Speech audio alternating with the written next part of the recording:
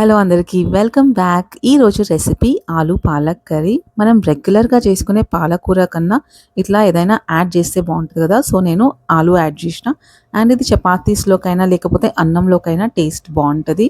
So దీనికి నేను ఒక 8 పాలకూర కట్టలు తీసుకున్నా. సో అది మంచిగా వాష్ చేసి తర్వాత నీట్గా చాప్ చేసుకున్నాను అనమాట. ఇప్పుడు ఒక ప్యాన్లో ఒక 1/4 కప్ ఆయిల్ వేస్తున్నాను అండ్ ఫ్యూ ఎండుమిర్చి.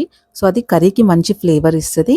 అండ్ ఇప్పుడు ఆనియన్స్ ఒక 3 మీడియం సైజ్డ్ ఆనియన్స్ నైస్గా చాప్ చేసుకొని వేసినాను అనమాట. సో అది కొంచెం ఫ్రై చేసుకోవాలి. తర్వాత పసుపు 1/4 teaspoon, ginger garlic paste కొంచెం 1/2 టీ స్పూన్. అండ్ ఇలా నేను ఎల్లిపాయలు వేసుకోవచ్చు కానీ నేనైతే ఎల్లిపాయలు వేయట్లేదు. సో ఎల్లిపాయలు వేసుకున్న ఆ ఫ్లేవర్ చాలా బాగుంటుంది. అండ్ ఇప్పుడు ఆలు ఒక 3 మీడియం సైజ్ తీసుకున్నాను అనమాట. కొంచెం చిన్నగా చాప్ చేసుకోవాలి ఎందుకంటే ఆలు ఉడకడానికి టైం పడుతుంది కాబట్టి మనకి చిన్నగా చాప్ చేసుకుంటే బాగుంటుంది.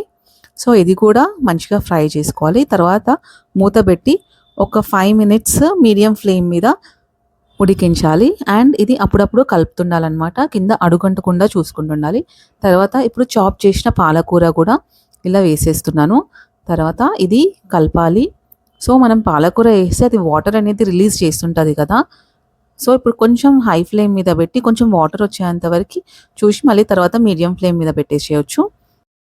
పాలకూరలో iron content and vitamin A ఎక్కువ ఉంటుంది కాబట్టి మనం అట్లీస్ట్ వీక్లీ వన్స్ అన్నా కన్జ్యూమ్ చేస్తే హెల్త్కి చాలా మంచిది.